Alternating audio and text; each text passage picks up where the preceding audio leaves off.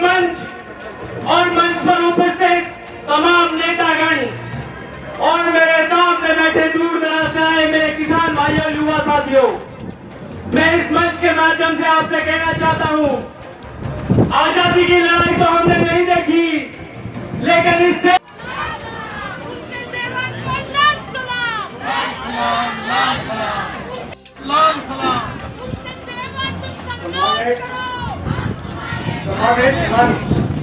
आज सबसे पहले भगत सिंह, सुखदेव, राजगुरु का शहादत से उनको नमन करता हूँ और इस किसान आंदोलन में जो ज्यादा समय खराब नहीं करते।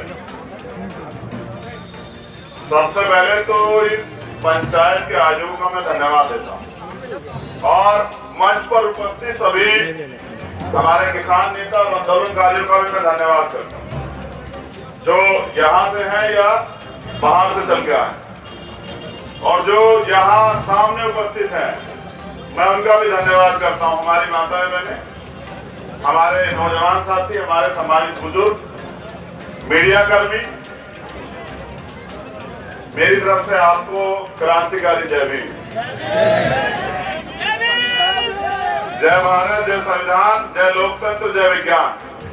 और क्योंकि समय की पाबंदी है, मौसम खराब है, तो बस मैं आओ झुककर सलाम करें उनको जिनके हिस्से में मकाम आता है, और बहुत खुशनसीब होता है वो लहू जो देश के काम आता है।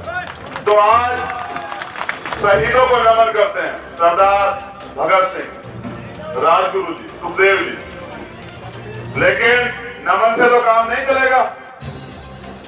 लिख रहा हूं मैं अंजाम, उसका कल आगाज आएगा और मेरे लहू का हर एक कतरा इनकलाब लाएगा। याद रखिएगा मेरी बात को। ये आजादी नहीं है, सांस लेना आजादी नहीं होता है। आजादी वो होती है जिसमें लोग अपनी बात कह सके और अपनी हिस्सेदारी को ले सके, अपने अधिकार उनके सुरक्षित हो। लेकिन भारत में आज हम किसानों की बात कर रहे हैं। जो किसान अपनी फसल के रेट नहीं तय कर सकता वो आजाद है? बिल्कुल आजाद नहीं। और ये आजादी उसको मिलनी चाहिए, लेकिन ये मांगने से नहीं मिलेगी, ये छीननी पड़ेगी। और इसको छीनने के लिए किसानों को, मजदूरों को एकजुट होना पड़ेगा, और देश के उन तमाम लोगों को जो देश से प्यार करते हैं उनको भी एकजुट होना पड़ेगा। हम आजाद भारत में, आजाद भारत मांगने से नहीं मिला है, इसके लिए कुर्बानियां दी गई हैं। और याद कीजिए देश के शहीदों को, हंसते हंसते फांसी के फंदे कबूल किए, तब जाके आज जो है हम यहाँ आजादी से बोल पा रहे हैं। तो मैंने देखा कि अच्छी बात है तब ताली बजाते हैं लोग, और बुरी बात है जिस पे अफसोस करना चाहिए तब ताली बजा देते हैं। देखिए, एक छोटी सी बात कहना चाहता हूँ, ये देश संविधान से चलता है नहीं चलता बताओ? ये मीडिया हो, सरकारें हो, सब संविधान चलता है। ना तो किसी मीडिया कर्मी ने संविधान पढ़ा, ना ही यहाँ के आम आदमी ने संविधान पढ़ा, ना ही यहाँ के नेताओं ने संविधान पढ़ा, ना ही यहाँ की सरकार संविधान पढ़ती है, ना ही यहाँ का एडमिनिस्ट्रेशन प्रशासन संविधान पढ़ता है। जिन्होंने संविधान पढ़ा ही नहीं, जिन्होंने किसानों की पीड़ा देखी नहीं, वो किसानों की पीड़ा क्या जाने, और जिन्होंने संविधान नहीं पढ़ा वो क्या जाने अपने अधिकार, और वो क्या जाने दूसरी स्वतंत्रता। तो पता तो सबको है सरकार क्या कर रही है और करना क्या चाहती है। ये जो मीडिया के लोगों के साथ आप उलझ रहे थे, इनको भी पता है। अभी तो एक मीडिया कर्मी ने हमारे यहाँ मेरठ में जो है मुजफ्फरनगर में काम फेंक दिया कि नहीं, मैं तो छोड़ रहा हूँ, इनको भी पता है। लेकिन ये बेचारे आजाद नहीं है, इनके ऊपर मालिक का कब्जा, जैसा मालिक चाहेगा वैसा ही बोल देंगे। मालिक ने मना करा कि नहीं दिखाना तो नहीं दिखाएंगे। आंदोलन चल रहा, और आंदोलन में बुलावा नहीं भेजा जाता। जिसका दिल करता है, जो अपने देश से प्यार करता है, वो चला आता है। तो मैं धन्यवाद करता हूं जिन्होंने मुझे निमंत्रण दिया और मैं यहाँ आपके बीच उपस्थित हूं। अभी ये सरकार डिवाइड एंड रूल की पॉलिसी पे है, अंग्रेजों की तरह। पहले दलित, फिर मुसलमान, फिर किसान, फिर अभी बैंक कर्मी, फिर बीमा कर्मी। बैंक कर्मी भी आंदोलन करने आए, लेकिन जब किसान लड़ रहे थे तो घर बैठे देख रहे थे। फिर बीमा कर्मी भी आए, अब मैं कहना चाहता हूं कि नौजवान भी खड़ा हो जाए देश का, इस देश का नौजवान खड़ा हो जाए रोजगार लेने के लिए और इस जालिम सरकार को बदलने के लिए तैयार खड़ा हो जाए, तो वो दिन दूर नहीं कि फिर से शहीदों के द्वारा बनाए गए भारत की कल्पना साकार हो जाएगी। और मैं चाहता हूं, सम्मानित नेता यहाँ बैठे हैं, आपके अभियाई में आंदोलन चल रहा है, तो किसानों के साथ मजदूरों को, नौजवानों को, बीमा कर्मियों को, बैंक कर्मियों को, सबको एक छतरी के नीचे आप इकट्ठा कर ले। अगर एक छतरी होगी तो उस छतरी से सबको सुरक्षा मिलेगी और राज आएगा। यह आंदोलन सभी का साझा है। इस साझा आंदोलन को हमें ताकत देनी पड़ेगी और हमें लड़ना पड़ेगा। मानने से कुछ नहीं मिलेगा, समझ रहे? आंदोलन यहाँ कहां देख रहे हो? गांव में देखो, भाजपा के लोग घुस सकते हैं, बता जा सकते हैं गांव में। आंदोलन घर घर पहुंच चुका है, लेकिन सरकार दुरुपयोग कर रही है। अब तो कोरोना भी सरकारी एजेंसी होगी है, जहां चुनाव होगा वहां तो नहीं होगा, बाकी सब जगह होगा कोरोना। आंदोलन होगा तो कोरोना आ जाएगा।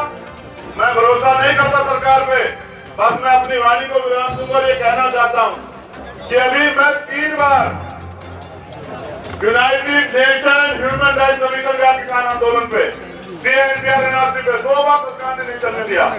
परसों चला और मैंने कहा कि सरकार को रोकिए, किसानों का जाति के लिए इन कानूनों को रोकिए। अगर मीडिया के लोग यहाँ बैठे नहीं चलाए ना, ये गुलामी इस देश को बर्बाद कर देगी। और मौसम की अहमियत मैं समझता हूँ, आप सबका धन्यवाद देता हूँ, अपने कार्यकर्ताओं का धन्यवाद देता हूँ और मैं कहता हूँ कि आइए मंच को संचालन कीजिए। अगर लड़िए एकजुट हो गए, इस आंदोलन ने हमें भाईचारा दिया है, इस भाईचारे को हम बना के रखेंगे। हम जानते हैं बाबा साहब अम्बेडकर के अनुयायी है, लेकिन हम कुमार राम आर्य जी के आंदोलन को भी जानते हैं। बहुत बहुत धन्यवाद। जय भीम, जय भारत। 24 घंटे का समय दिया जाए, हम इनको उठा देंगे। ये भारत के भूमि पर पहली बार हुआ, किसी पार्टी के लोग आंतक फैलाने की बात कर रहे हैं। और वहाँ बैठा कौन है? वहाँ बैठे हैं 80 साल 90 साल के बुजुर्ग, 2 साल 3 साल 4 साल के बच्चे और कुछ ऐसी माताएं बहनें जो शायद प्रेग्नेंट थी, और वो बच्चे जिन्होंने अभी जन्म लेना है, उनको मारने की बात हो रही है। शायद कंस ने भी ऐसा काम नहीं किया होगा। कंस ने भी जब हत्या की बच्चों की तो वो जन्म ले चुके थे, लेकिन भारतीय राजा राम जी मीर साहब, यादव साहब और सम्मानित मंच, ये आंधी जो इस वक्त चल रही है, ये आंधी जयपुर से उठी है, राजस्थान से उठी है और मुझे उम्मीद है कि ये आंधी दिल्ली के सिंहासन को नष्ट करके रहेगी।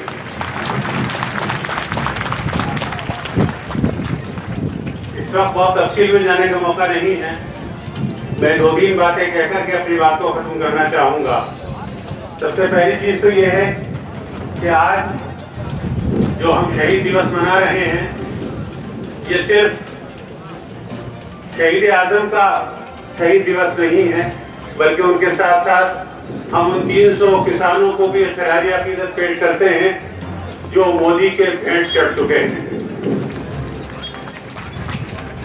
3 काले कानून बनाए गए और उनको इस दौरान पारित कर दिया गया।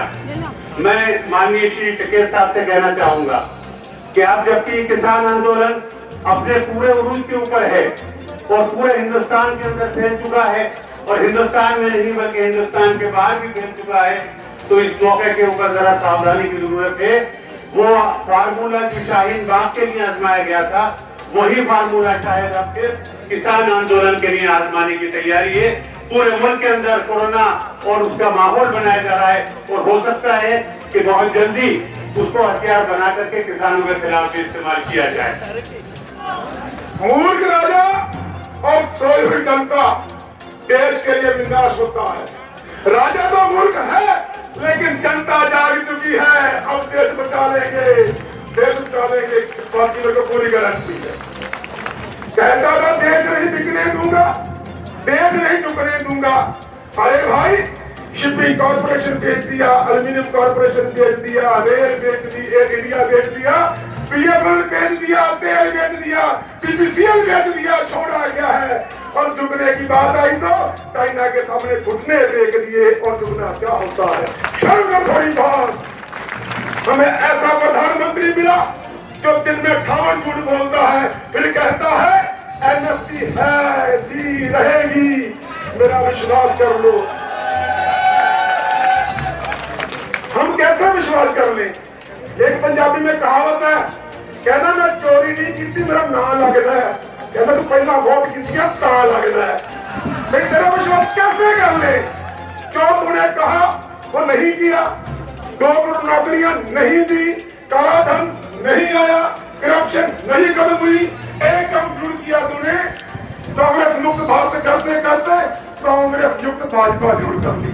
सभी राष्ट्रीय कांग्रेस युक्त बीच में मिला लिया। जो हमारी एकता जिंदाबाद, जय जवान जय किसान। जिनके बारे में अखबार में रोज आता है कि एक दिन में 35,000 करोड़ रुपए की उनकी आमदनी बढ़ गई। ये वो लोग हैं जो बीजेपी के खाते में पैसे डालते हैं, उनके हवाई जहाजों में ये घूमते हैं। देश के व्यापारी सारे व्यापारों पर तो कब्जा कर लिया। अभी भाई रणजीत जी बता रहे थे कि बीपीसीएल जितने देश के अच्छे नवरत्न उद्योग थे सबको बेच के इनको दे दिया। रेल बेच दी, हवाई जहाज, महंगाई में उसकी कमर तोड़ दी। उसका सर जो है वो कर्ज के बोझ तले दबा हुआ है और उसकी जमीन जो है वो रहन पड़ी हुई है। ये असलियत है या नहीं है, ये मुझे बताइएगा। ये हालात है आज किसानों के। और उसके ऊपर से जुल्मी जब जब जुल्म करेगा, सत्ता के गलियारों से चप्पा चप्पा सूझ उठेगा, इसी किसान के नारों की हो। ये क्यों नहीं हो सकता कि भगत सिंह जीन्स पहन के खड़ी हो? ये हमारे बीजेपी वालों को कपड़ों में बड़ा इंटरेस्ट रहता है, इसलिए मैंने याद दिला दिया कि भगत सिंह जीन्स पहन के भी खड़ी हो सकती है। अगर आज भगत सिंह होती तो मेरी बहन नवदीप जैसी होती, जिसने इस किसान आंदोलन के समर्थन में संघर्ष किया, पुलिस के थाने में पकड़ी गई, जिसके साथ अत्याचार हुए, उसके बाद आके भी उसने कहा मैं लड़ूंगी, संघर्ष करूंगी, छोड़ूंगी नहीं। आज उस भगत सिंह को याद करने की जरूरत है। आज हमारे मन